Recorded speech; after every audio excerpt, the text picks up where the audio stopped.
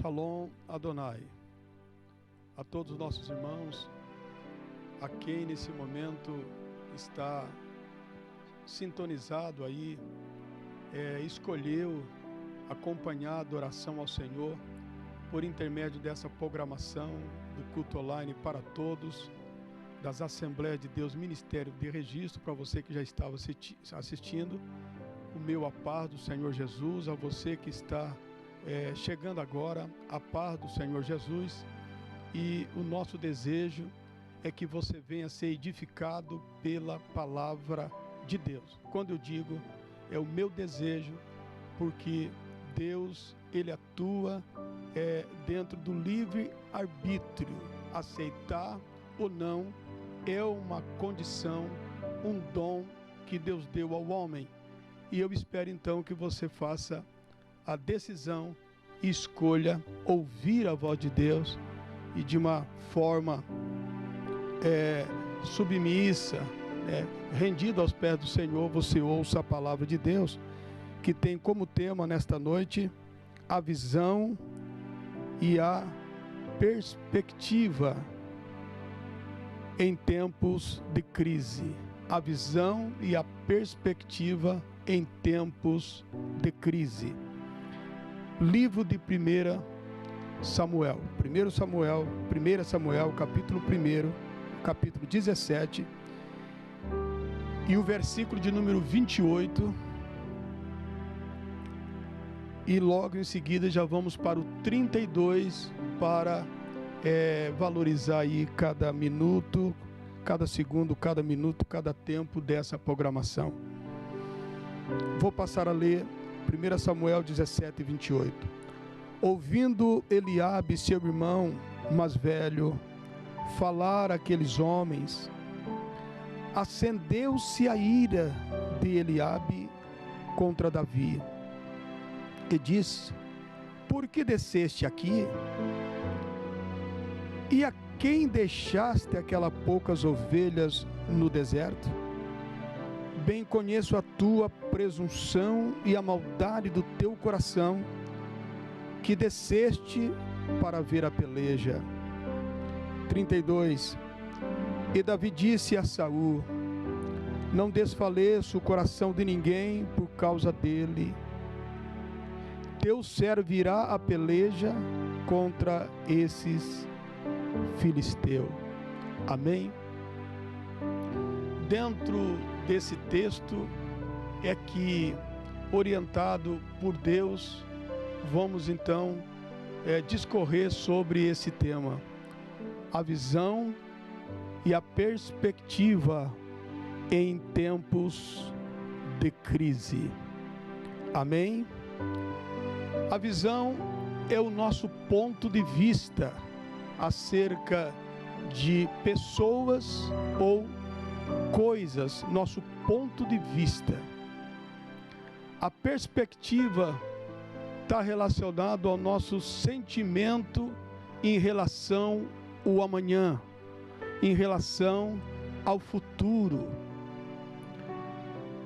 Juntando visão e perspectiva, queremos dizer com isso, como está a sua visão, como está a sua perspectiva nesse tempo de crise? Qual é a sua perspectiva, a sua visão, sua perspectiva ao futuro, acerca do futuro? E esse texto, ele nos traz uma percepção, nos revela situações que uma ideia pré-concebida apenas do desafio entre Davi e Golias nos impede de enxergar coisas que aconteceram, que antecederam aquela batalha, que é clássico de literatura, clássico da empresa cinematográfica, clássico de minissérie. Esta visão pré-concebida, essa leitura muitas vezes com boas intenções apenas de falar sobre esse duelo entre Davi e Golias, Golias e Davi, nos impede de enxergar pessoas e como elas se comportaram antes desse confronto.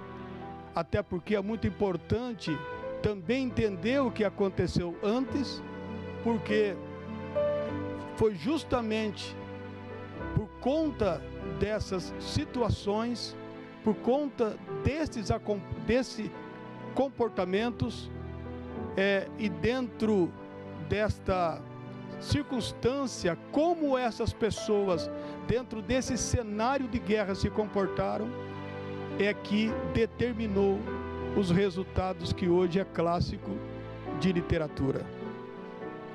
A vitória de Davi sobre Golias em nome de Deus. No capítulo 28, quase passamos desapercebido, e se não pararmos um pouco nesse apartamento, nós não conseguimos compreender alguns fatores relevantes para a nossa vida espiritual em tempo de crise. O nome que nós temos no capítulo 28 é um dos irmãos mais velhos de Davi. E no momento que Davi está conversando com os soldados, há uma reação, há uma ação de uma explosão emocional, há uma ira que brota do coração de Eliabe contra Davi, no momento que ele percebe que Davi tem a atenção dos soldados. Para compreender este comportamento, esta reação de Eliabe contra Davi, que a Bíblia chega a mencionar, que acendeu-se a ira de Eliabe contra Davi, nós precisamos ver em que contexto que esta ira se levanta, se acende contra Davi. O contexto aqui é Davi está numa missão enviada pelo seu pai Jessé, que diz a ele: levem esses derivados, leite, queijo, farinha, para os seus irmãos que já estão há alguns dias em confronto de batalha, e também traga informação de como estão os seus irmãos. Só que Davi, ele chega em um momento em que o tempo de descanso, aqui força da expressão, porque ninguém que está em iminência de um confronto tem esta condição de se tranquilizar, mas o momento aqui do abastecimento, o momento da reposição das forças físicas pelo alimento, já tinha passado. E Davi chega em um momento em que os soldados estão se mobilizando, se preparando para ocupar novamente suas trincheiras. Novamente os soldados aqui estão concentrados nas suas armas, concentrado na orientação que, por obrigação, Eliabe também tinha esta função, pois era um dos chefes das tribos. E nesse momento então, que Davi chega em um momento conturbado, é como você chegar no lugar com algumas coisas para fazer um churrasco, para um momento de confraternização, e quando você chega naquele local, as pessoas estão saindo, e não só estão saindo, elas estão agitadas, elas estão preocupadas com alguma coisa a mais.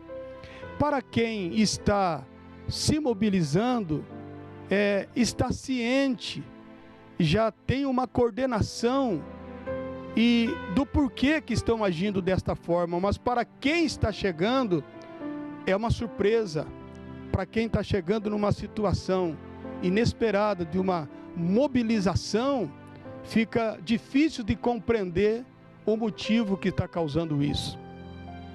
É só para explicar, porque isso vale a pena ser explicado. Então Davi encontra os seus irmãos, encontra os soldados, encontra o exército se preparando para esta batalha, se preparando para mais um dia de confronto com os filisteus. E é nesse momento então que tudo está acontecendo e Davi, ele começa a ter a atenção dos soldados, e os soldados tiram a atenção de Eliabe e outros líderes que ali estavam coordenando as suas companhias, e se volta para Davi. Quando Eliabe percebe que Davi está recebendo a atenção dos demais soldados que ali estavam, ele reage de uma forma com ira, reage com uma expressão dura, reage com uma expressão de um alto nível de grosseria contra Davi.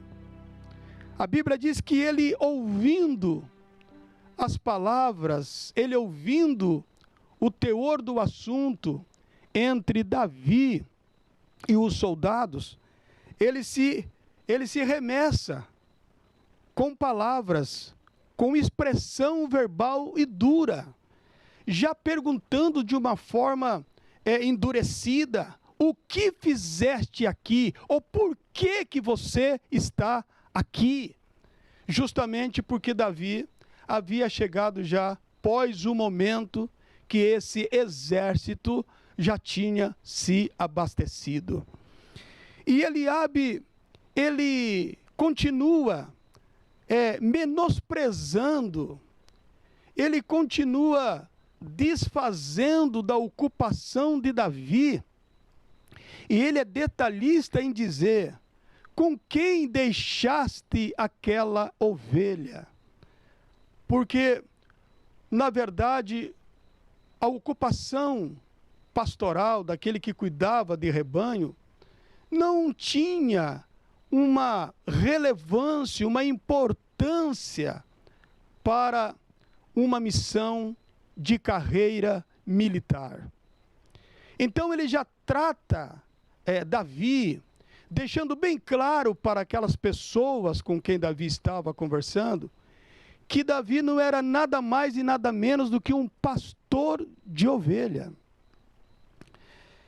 Ele continua também descaracterizando Davi, chamando Davi de irresponsável, perguntando a Davi: com quem deixaste aquelas poucas ovelhas, né?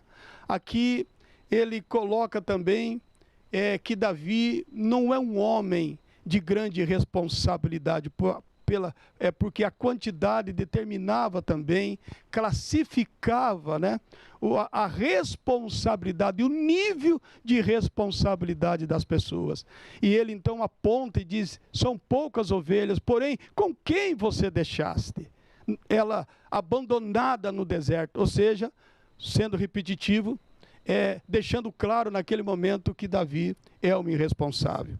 Não sabia ele que Davi tratou dessas poucas ovelhas que não tinham valor comercial, a não ser para o abatimento, para atender às necessidades da casa, como a sua carne e o seu derivado, o queijo e outras coisas que se aproveitavam, como sua lã. Não sabia ele que Davi tinha tratado isso com muita responsabilidade. Em 1 Samuel 17:20, há um comentário acerca disso, que Davi levanta logo cedo, Davi não terceiriza a sua responsabilidade, Davi deixa alimento para as ovelhas, Davi deixa as ovelhas num lugar seguro, e a Bíblia diz em 1 Samuel 17:20, que Davi deixa essas poucas ovelhas com um guarda. Alguém assumiu o posto de Davi naquele naquele dia. Davi não era um irresponsável. Dito isto, eu estou querendo mostrar para você qual era e qual foi a visão de Eliabe diante daquela situação. Perceba que o que nós percebemos aqui, que a visão de Eliabe, ela foi tirada do foco principal. Israel estava já há 40 dias no isolamento, confinado ali, eles de um lado, filisteu de outros. Durante 40 dias, um respeito excessivo, ninguém tomava iniciativa para atacar um ao outro, a não ser o momento que um representante dos filisteus, um homem com uma estatura, com uma altura avantajada, se apresenta e faz uma proposta para que do lado de Israel alguém apresentasse alguém para que com ele tivesse então um duelo, e o ganhador desse duelo dominava então o exército derrotado. O representante do exército, uma vez derrotado, teria submissão ao vitorioso. O que eu quero destacar para você, que em tempos de crise, se tem uma visão que ela precisa ser deletada, que ela precisa ser colocada de lado, é a visão pessoal. Perceba que Eliabe, ele quer tratar um assunto relacionado ao passado, um assunto familiar, em um momento inapropriado, em um momento inadequado.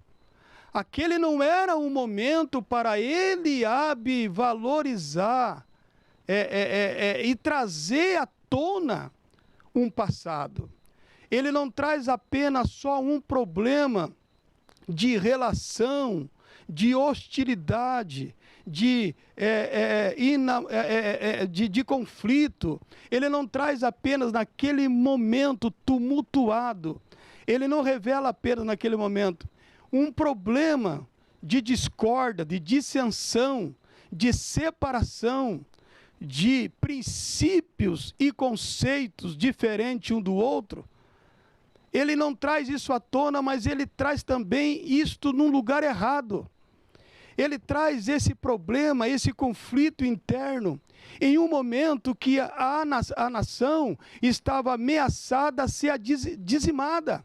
A nação israelita estava ameaçada a se tornar escrava dos filisteus, subjugadas pelos filisteus. Mas Eliabe tem uma visão pessoal.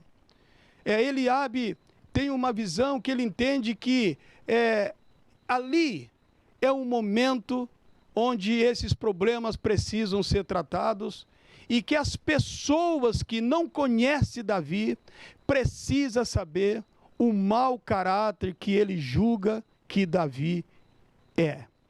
Ele chama Davi de presunçoso, dizendo: eu conheço sua presunção e eu conheço a maldade do seu coração. Aleluia. Você que está me ouvindo, entenda que isso não está acontecendo em um momento adequado, em um momento onde as pessoas precisam realmente tratar os assuntos que estão lhe causando algum tipo de desgaste, estão ameaçando a sua relação. Mas Davi, Eliabe está tratando esse assunto em um momento que não era um momento propício. A visão de Eliabe não está concentrada na vitória da nação. Ele olha para Davi e se sente ameaçado. Ele faz esse julgamento e esta ira se acende de forma brutal contra Davi, porque em algum momento ele percebe que Davi coloca ameaça à sua motivação progressiva a um posto superior. Ele entende naquele momento que Davi está ali como bisbilhoteiro. Ele entende que Davi está ali com uma intenção diferente da qual ele foi convocado para o alistamento, para ali estar, para defender a nação israelita. Eliabe está tratando assuntos que não se trata em tempos difíceis, em tempo de guerra, em tempo em que a sobrevivência está ameaçada. 40 dias e um momento crucial estava chegando.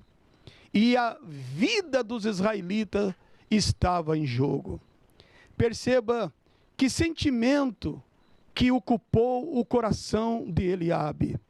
Onde entra a aplicação de Deus para você nesta noite. Esse momento que nós estamos vivendo é um momento de crise.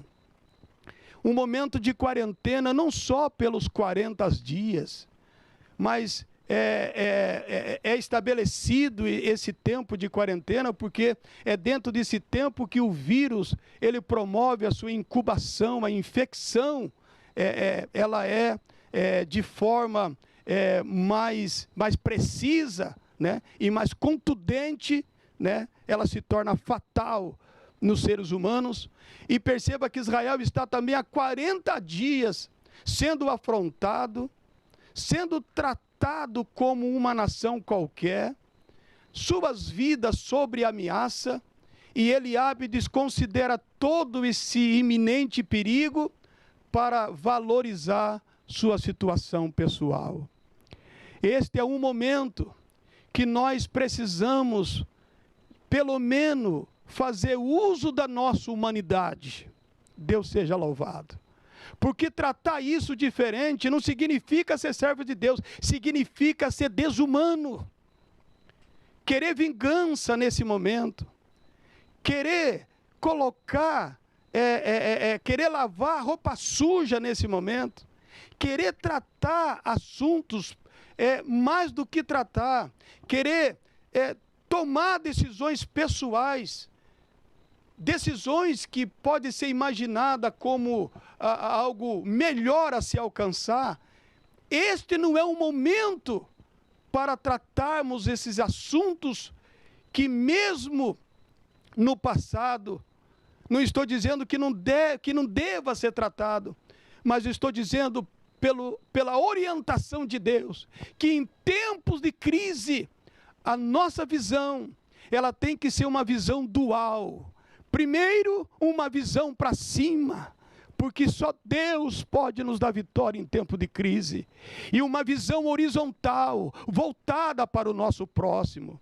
Talvez esse próximo é você que está me assistindo, esse próximo sou eu que você está ouvindo, esse próximo é o seu pai, é a sua mãe, é a sua esposa, é o seu filho, é o seu vizinho, é alguém em que algum momento do passado, uma situação, ela se desenvolveu, e que agora, devido a esse isolamento, parece que temos mais tempo de refletir.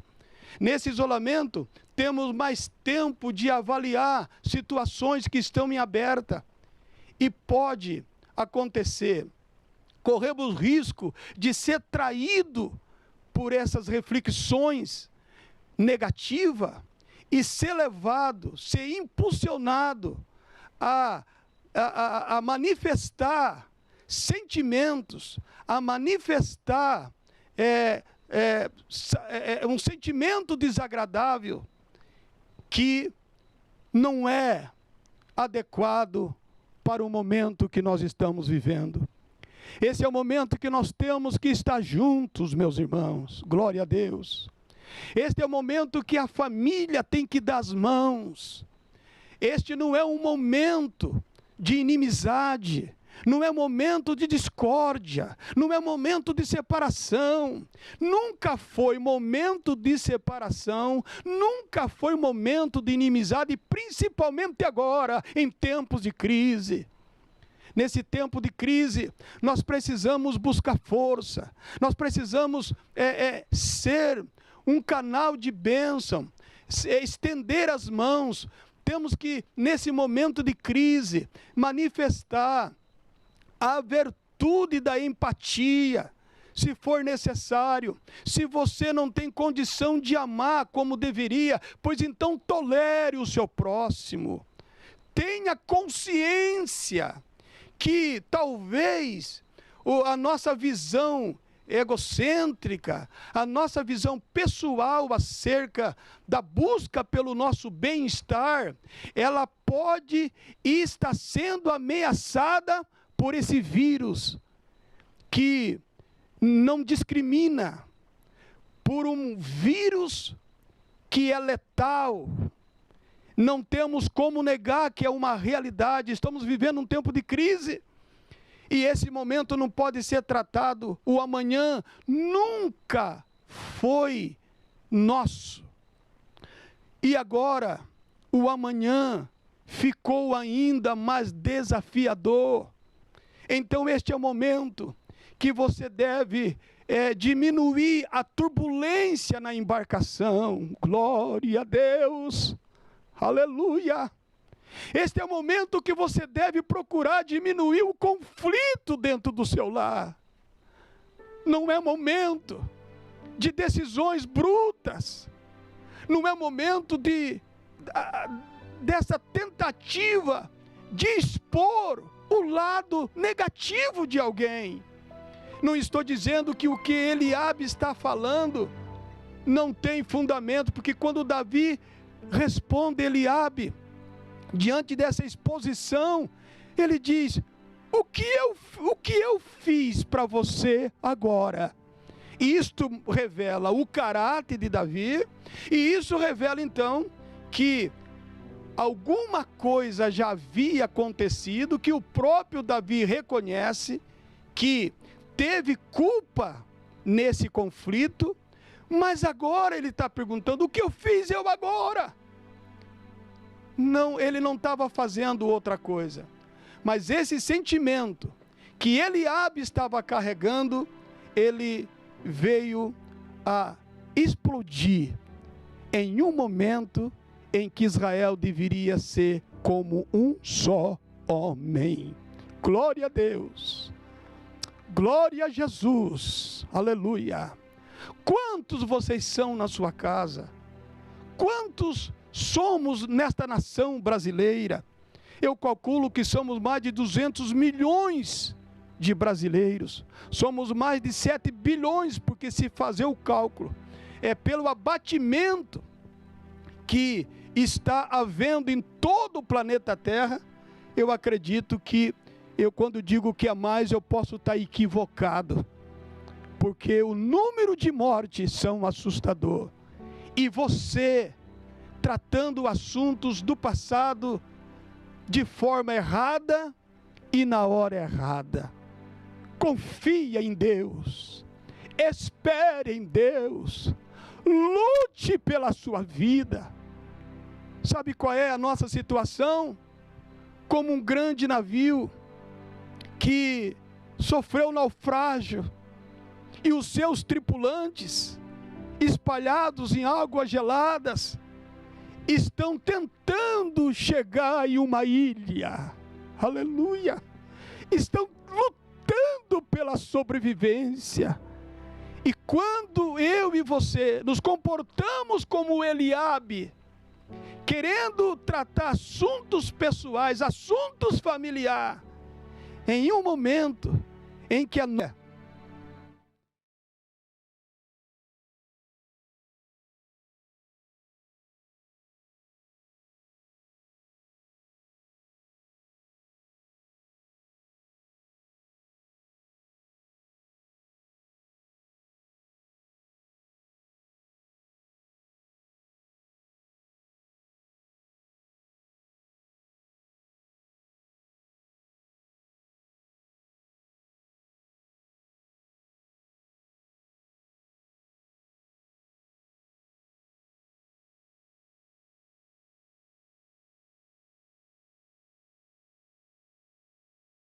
assunto em terra firme.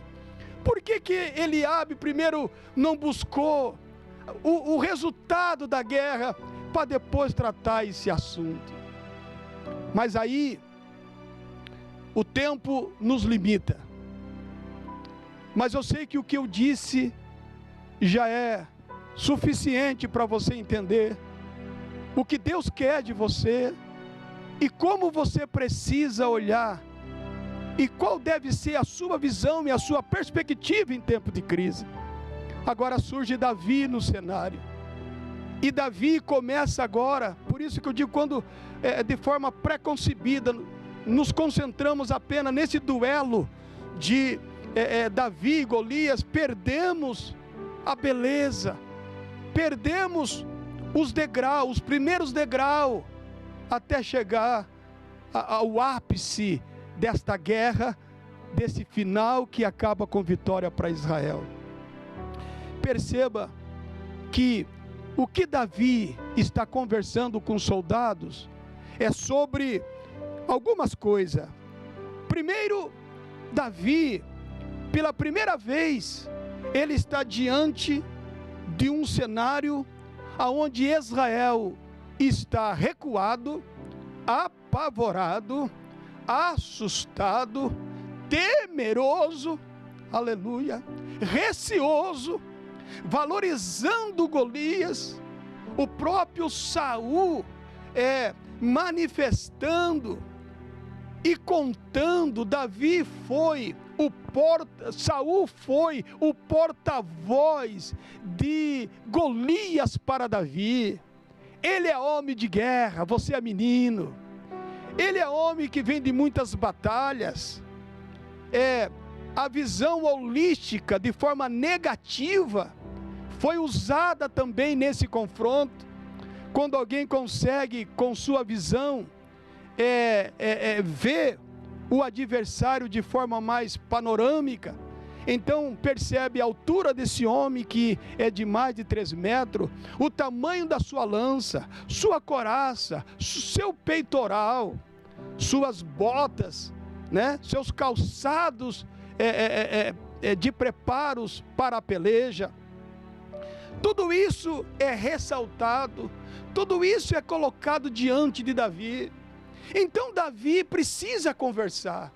Perceba como deve ser a minha, a sua, a nossa visão em tempo de crise. Note que eu estou falando de quarentena, se formos pegar no sentido de 40 dias. E é 40 dias que Israel está nesse impasse. Ninguém se enfrenta, não há decisão.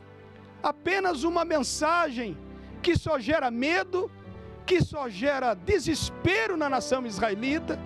E o inimigo e os adversários de outro lado pretende usar esse método para enfraquecer a nação israelita. Então Davi, ele entra com essa visão, e essa visão eu e você devemos ter, essa perspectiva de Davi. Ele está perguntando: por que este incircunciso está afrontando o exército do Deus vivo? Que importância! Por quê? Alguém nesta nação me está perguntando por quê? Aleluia! Eu tomo uma posição nesse momento e sou criticado por isso, mas pelo menos eu tenho convicção que eu não tenho que ser reprodução daquilo que as pessoas querem passar. Eu não tenho que ser um canal de reprodução pela imposição de algumas pessoas que dizem: é desta forma que a notícia tem que chegar e tem que ser.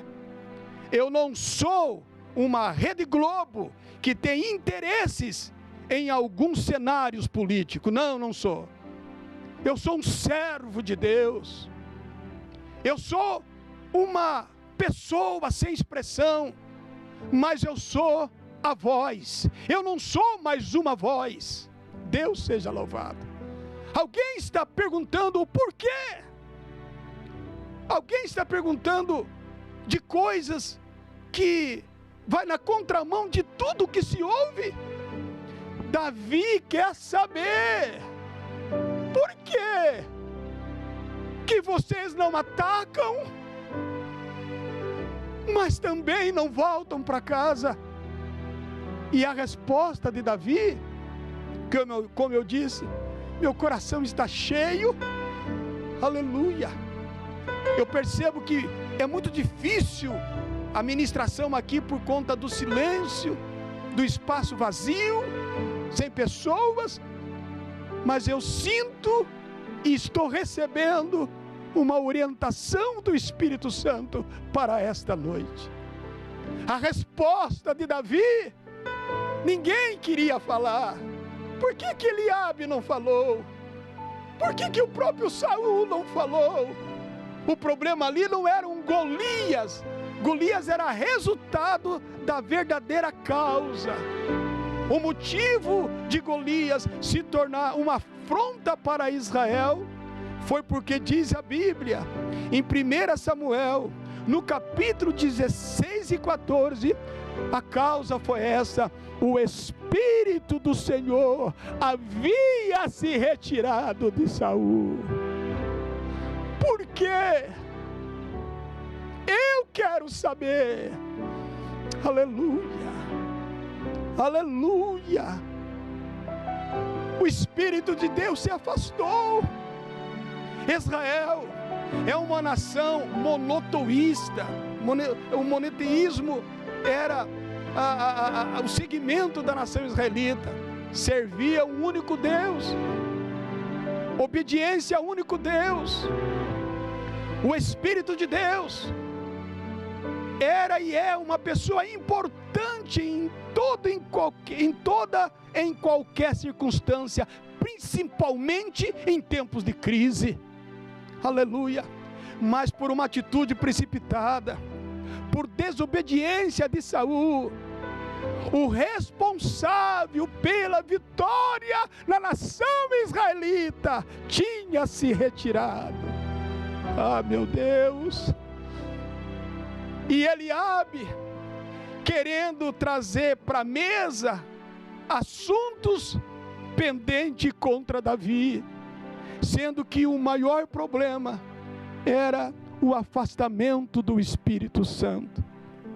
O que é uma nação sem o Espírito Santo? Hein? O que é um lar sem o Espírito Santo? O que adianta estar na frente de uma tribo como Eliabe sem a presença do Espírito Santo? A ação do Espírito Santo, a pessoa do Espírito Santo não é como a atuação hoje na dispensação da graça. Hoje nós temos o privilégio de viver uma ação do Espírito Santo. É o Deus conosco, Deus habitando de forma individual na vida de cada um. Mas no passado, na antiga aliança, Israel era governado pelo um governo teocrático, ou seja, por intermédio do Espírito Santo, na vida de um homem, na vida de um profeta, na vida de um rei, na vida de uma mulher. Então todas as diretrizes de Deus, elas emanavam da vida desta pessoa. A entrada e a saída de Israel, suas conquistas, suas vitórias, glória a Deus, eram ditadas por esse governo maior, invisível, mas real. O Espírito Santo de Deus, responsável, mentor, aquele que tinha todo o mérito das vitórias e conquistas de Israel. A sua presença gerava pânico, gerava medo, gerava respeito, gerava temor nas nações pagãs. Mas agora sem ele, Israel é mais um povinho qualquer. E Davi quer saber o porquê.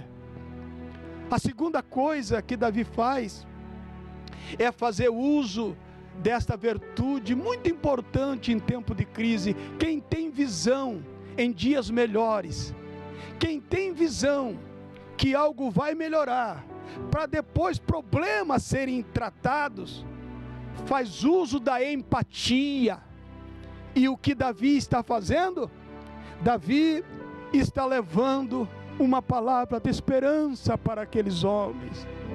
Davi está dizendo: não temas, não desfaleça os vossos corações. Se eu tivesse oportunidade para falar sobre essa expressão, não desfaleça os vossos corações. A expressão, ela diz isto e muito mais do que podemos imaginar. Soldados armados, soldados fardados, a elite da nação israelita, porém, por dentro, eles estavam despidos, o coração perdendo a força, o coração sangrando, a energia, a capacidade de ataque estava sendo minada por esse medo. Mas quando Davi diz assim: não temas, ninguém desfaleça o coração por conta deste incircunciso. Davi está olhando para Golias e está dizendo: este homem, ele é contra Deus. Este homem, ele não faz parte dos que têm aliança com Deus. Este homem é um blasfemo, é um homem que julga Deus como mais um homem israelita. Mas ele também, naquele momento, ele diz: eis aqui o teu servo, ninguém desfaleça os vossos corações. Eis aqui o teu servo, eu irei, e o Senhor me dará vitória. Esta deve ser a nossa visão, esta deve ser a nossa posição.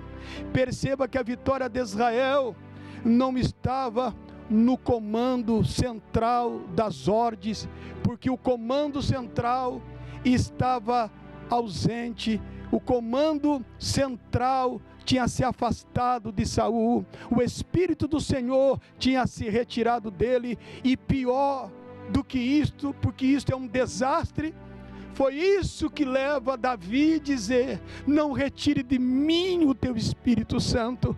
Ele viu o que aconteceu com Saul depois que o Espírito Santo se afastou. Aleluia!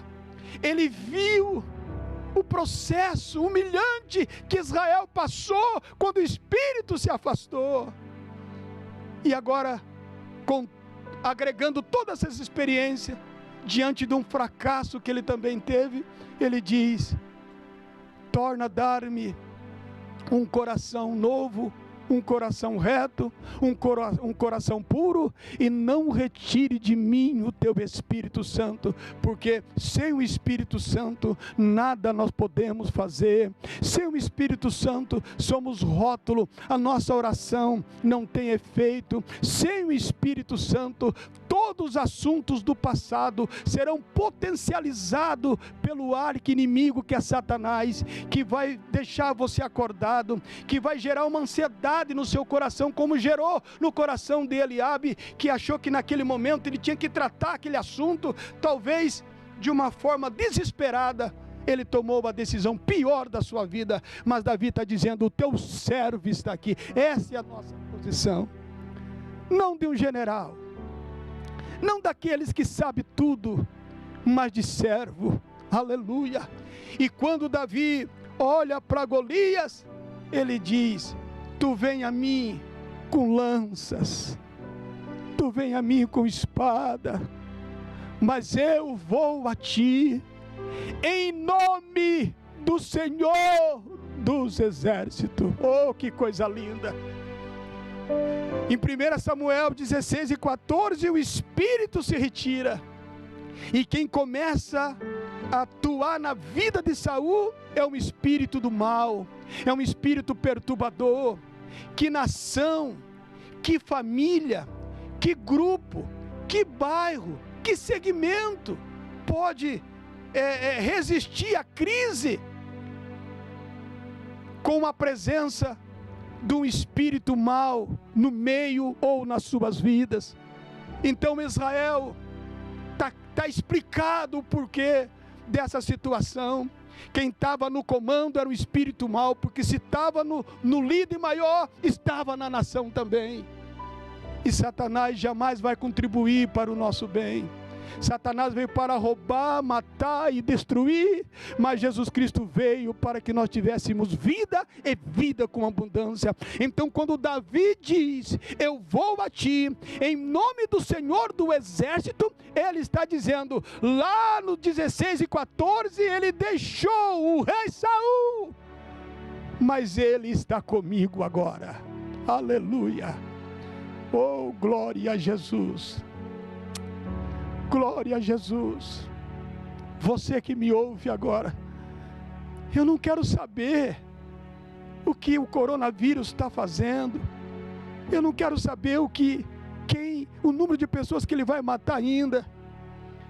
É preciso termos ciência. Primeiro, vamos deixar os assuntos pessoais, vamos deixar o bairrismo de lado, vamos deixar nossas questões, as nossas implicâncias engavetadas por um tempo. Vamos vencer essa batalha. Se você crê, diga amém comigo aí.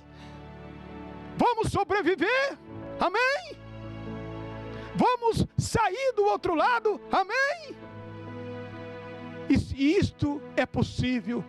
Parece uma expressão vaga, eu estou falando do improvável, mas a fé, ela vê vitória na rota do improvável.